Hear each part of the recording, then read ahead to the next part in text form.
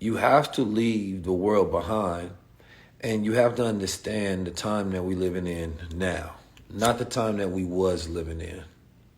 There was a time when, you know, you have a car, you have the American dream, as you call it, right? The American dream is this thing where, you know, you're supposed to have in your imagination that the ultimate zenith of success looks like a picket fence, house, right? This family, a boy and a girl, and, you know, you having a college degree and you're successful, blah, blah, blah.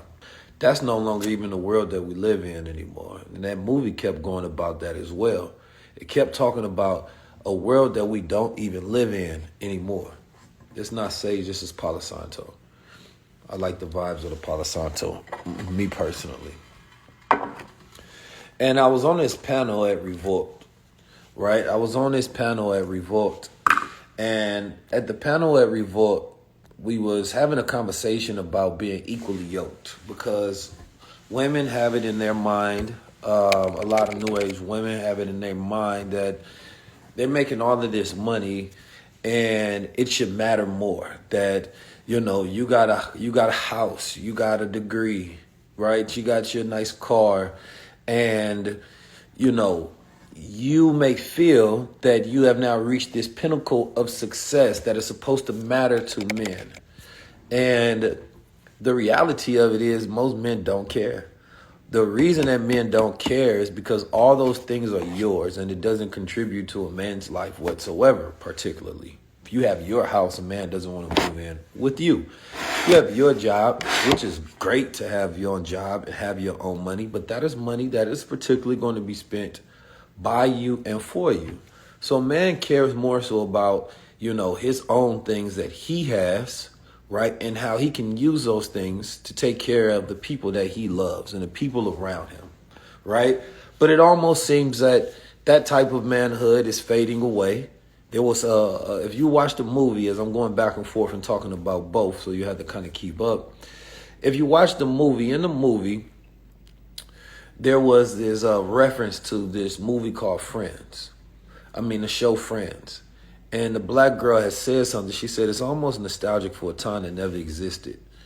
And it almost seems like a lot of times that a lot of the ideas and concepts that we once knew about no longer exist. The idea of what a man is, the idea of what a woman is, even the idea of what friends are and what relationships are in today's time. It almost seems like that doesn't even exist anymore, right? You have to update your standards, right? And that's really one of the keys to this whole thing. You know, for me, when I say I don't have a car, I wasn't saying that I can't travel around. I may be saying that the new standard is I may have a driver. When I say I don't have a job, it doesn't mean that I don't work. It could be the new standard is I have a skill or I have a business, right? When I say I don't have a degree, it doesn't mean that I'm not intelligent, right? It doesn't mean that I'm not well studied. It doesn't mean that I'm not a learned man, right? I'm not a researcher or a scholar by any means, right? It means that I may have not went and got an institutional degree and went into debt for that particular education. But it just in the scales of how you measure value allows you to live in the time and understand the value and the measurement of the time we're living in.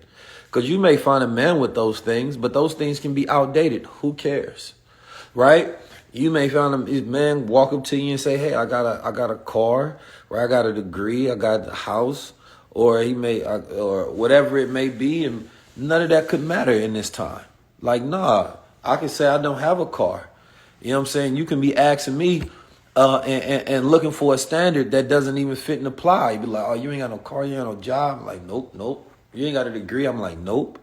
But that's not a measurement of my intelligence and or my ability and my capabilities in the world, nor does it's going to give you a measurement on whether we're equal. And because you have those things, there's no way in the world that I'm going to measure you by those things to say that we're equal.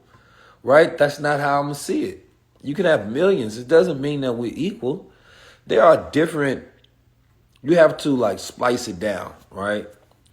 And I think that men and women no longer have the art of knowing how to choose a partner, because the thing about it is that what we forgot is that even choosing somebody was not about some little list that we have. It was about the connections between not only you and that person, right, but you and your family. Right? Your family will help you choose a partner in many different situations in time.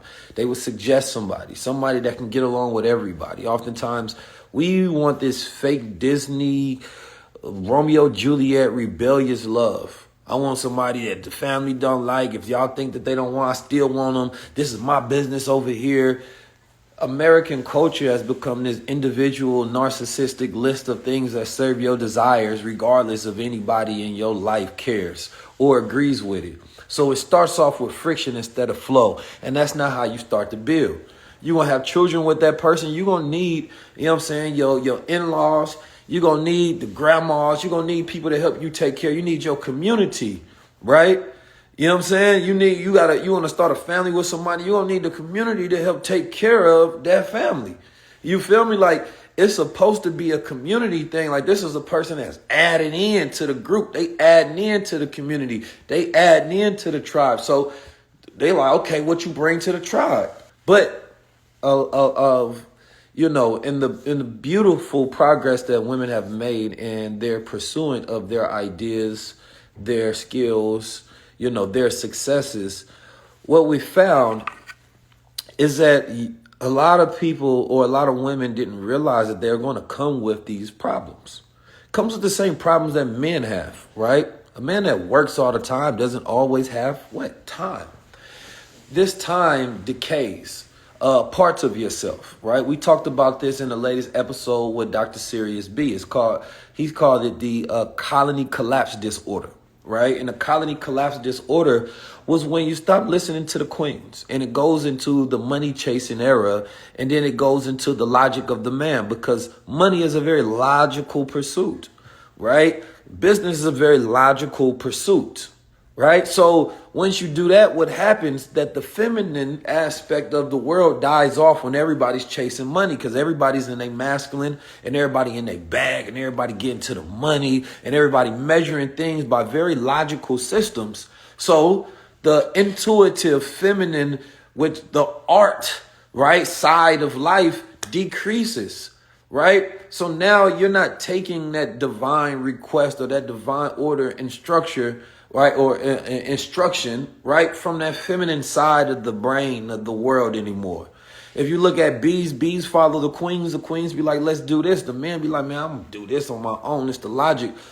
No, we have to have both things in pursuit in order for things to flow, right? When you want to do things just cause, that's when you start to find collapse. Everything has to find an order. And we live in a time where people follow, the emotions, of course, more than they follow the logic, in a sense. Not when it comes to their career, yeah, they follow the logic. But when it comes to information that they receive from society, right, the way people get triggered by posts, the comment section is like, it should be your mirror. The things that you type let you know your issues and your problems. You go on somebody's post and be like, no, but this. You're not talking to that person. You're talking to yourself. Your emotions are running rampant. You're trying to justify an idea that you hold. You're trying to justify an action that you do. You're trying to justify a belief system. You're trying to justify your problems. You're trying to justify being a victim, all of these different things. Right? It's your issues, not the speaker's issue. Here you are yelling at a soundbite of a clip of something that happened in the world. You know what I'm saying? And you're yelling at it. That's psychotic almost. You got to think about that for a second.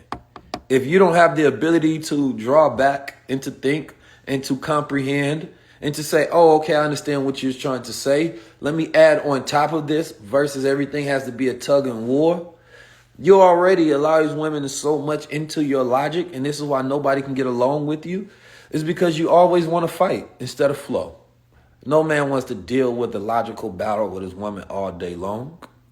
You know what I'm saying? Nobody wants to deal with that. It's this, it's that, and the third, because it's like we already deal with that within our own selves, arriving to points and conclusions of thoughts to get to right enlightenment. No, we want the vibes from you. We want the feels from you. You know what I'm talking about? Like, we want the energy. We don't need you to goddamn be trying to battle every single second. Because here's the thing. Shout out to Blue Pill in the building.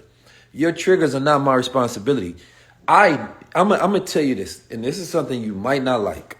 It is actually the world's job to trigger you. You're supposed to be triggered. I'm supposed to trigger you. I'm not trying to not trigger you, because you just go about your day if you're not triggered. Right? Your triggers are mechanisms of responses that let you know where you need to work at. It lets you know your weaknesses. Right? When you get over something, you're no longer triggered. So it's letting you know, oh, this is what I need to work on. This is where I need to heal at. This is where my issues at. This is where my problems at. There's nobody to walk around that. You think people supposed to not trigger you? No, you're supposed to work on that aspect of yourself.